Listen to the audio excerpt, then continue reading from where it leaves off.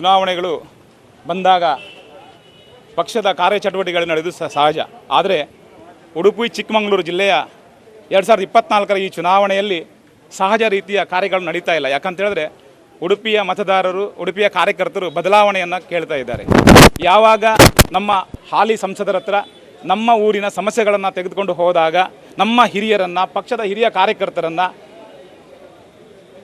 Too much ಮಾತಾಡಬೇಡಿ, ವೈಯಕ್ತಿಕ ಮಾತಾಡಬೇಡಿ ಅನ್ನುವಂಥ ಮಾತು ದರ್ಪದಿಂದ ಯಾವಾಗ ಬರ್ತದೆ, ಆವಾಗ ನಾವೇನು ಆರಿಸಿ ಕಳಿಸಿದ್ದೇವೆ ನಮ್ಮ ಜನಪ್ರತಿನಿಧಿ ಅಂತ ಯಾರು ನಮ್ಮ ಪ್ರಧಾನಮಂತ್ರಿ, ಆದರಣೀಯ ಪ್ರಧಾನಮಂತ್ರಿಯವರ ಜೊತೆಯಾಗಿ ಕೆಲಸ ಮಾಡಬೇಕಂತ ಕಳಿಸಿದಂಥ ಅವರು ಒಬ್ಬ ಕಾರ್ಯಕರ್ತನಿಗೆ ಈ ಥರ ಮಾತಾಡುವಾಗ ಅದು ಮಾತಾಡಿ ಇನ್ನೊಮ್ಮೆ ಪೇಪರಲ್ಲಿ ಸ್ಟೇಟ್ಮೆಂಟ್ ಕೊಡ್ತಾರೆ, ಇವರನ್ನು ಬಾಡಿಗೆ ಕಾರ್ಯಕರ್ತರು, ಇವರನ್ನು ಯಾರೋ ಹೊರಗಿನಿಂದ ಬಂದವರು ಮಾತಾಡಿಸ್ತಾ ಇದ್ದಾರೆ ಅಂತೇಳಿ.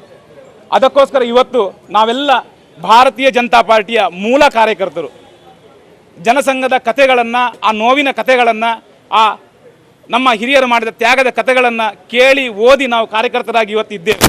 ಇದು ಯಾರು ನಾಯಕರಾಗ್ತಾರೆ ಅವರಿಗೆ ನೆನಪೋಗಿದೆ ಅಂತೇಳಿ ಅದನ್ನು ತಿಳಿಸ್ಲಿಕ್ಕೋಸ್ಕರ ಎಚ್ಚರಿಕೆಯಿಂದ ಇನ್ನು ಕಾರ್ಯಕೆಲಸಗಳನ್ನು ಮಾಡಬೇಕು, ಬದಲಾವಣೆಯನ್ನು ಮಾಡಬೇಕನ್ನುವ ದೃಷ್ಟಿಯಿಂದ ಅವ್ರಿಗೆ ಎಚ್ಚರಿಕೆಯ ಕರೆಗಂಟೆಯನ್ನು ಕೊಡಲಿಕ್ಕೆ ನಾವು ಕರಾವಳಿ ಭಾಗದಿಂದ, ಉಡುಪಿಯಿಂದ ಎಲ್ಲ ಕಾರ್ಯಕರ್ತರು ಸೇರಿ ಇವತ್ತು ಭಾರತೀಯ ಜನತಾ ಪಾರ್ಟಿಯ ಅಧ್ಯಕ್ಷರಿಗೆ ನಾವು ಮನವಿಯನ್ನು ಕೊಡಲಿಕ್ಕೆ ಬಂದದ್ದು.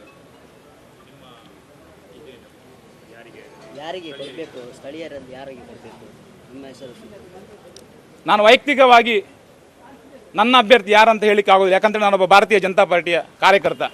ಆದರೆ ಇಲ್ಲಿ ನಮ್ಮ ಸ್ಥಳೀಯರಾದವರಿಗೆ ಕೊಡಬೇಕು. ಈಗ ಮಿತ್ರರಾದ ಪತ್ರಿಕೆ ಮಾಧ್ಯಮದವರು ಕೇಳಿದರು ಪ್ರಮೋದ್ ಮಧ್ವರಾಜರಿಗೆ ಅಂತೇಳಿ. ಅವ್ರು ಹೇಳಿದ್ದಕ್ಕೆ ನಾನು ಹೇಳಿದೆ, ಯಾರು ಸ್ಥಳೀಯವಾಗಿ ಕೊಡಬೇಕಂತ ಹೇಳುವಾಗ ಅವರ ಹೆಸರೇ ಮುನ್ನಡೆಗೆ ಬರ್ತದೆ. ನನ್ನ ಮನಸ್ಸಲ್ಲಿ ಒಂದು ಪ್ರಶ್ನೆ ಇದೆ, ಯಾಕೆ ಕೊಡಬಾರ್ದು ಅಂತೇಳಿ. ಅವ್ರಿಗೆ ಯಾಕೆ ಕೊಡಬಾರ್ದು? ಕಾರ್ಯಕರ್ತರ ಜೊತೆಯಾಗಿ ನಿಲ್ಲುವುದಾದರೆ, ಈ ಉಡುಪಿ ಚಿಕ್ಕಮಗಳೂರಿನ ಅಭಿವೃದ್ಧಿಯನ್ನು ಅವರು ಮುನ್ನಡೆಗೆ ತರುವುದಾದರೆ, ನರೇಂದ್ರ ಮೋದಿಜಿ ಜೊತೆಗೆ ರಾಷ್ಟ್ರೀಯ ವಿಚಾರದಲ್ಲಿ, ಹಿಂದುತ್ವದ ವಿಚಾರದಲ್ಲಿ ಯಾವುದೇ ರಾಜಿ ಆಗದೆ ನರೇಂದ್ರ ಮೋದಿಯವರೊಟ್ಟಿಗೆ ಕೆಲಸ ಮಾಡೋದಾದರೆ, ಯಾವತ್ತೂ ಕೂಡ ನರೇಂದ್ರ ಮೋದಿ ಅವರು ಹೇಳ್ತಾರೆ ನಾನು ತಿನ್ನುವುದಿಲ್ಲ, ತಿನ್ನೋಕ್ಕೆ ಬಿಡುವುದಿಲ್ಲ ಅಂತೇಳಿ. ಹಾಗೆ ಅವರು ಕೂಡ ಆ ಲೆವೆಲಲ್ಲೇ ಇದ್ದಾರೆ ಇವತ್ತಿನವರೆಗೆ. ವೆಲ್ ಎಜುಕೇಟೆಡ್, ನಾನ್ ಕರಪ್ಟ್ ವ್ಯಕ್ತಿ. ಆದ ಕಾರಣ ನೀವು ಕೇಳಿದ್ದಕ್ಕೆ ನಾನು ಹೇಳ್ತಿದ್ದೆ, ಖಂಡಿತವಾಗಿ ಅವರಿಗೆ ಕೊಡಬೇಕು.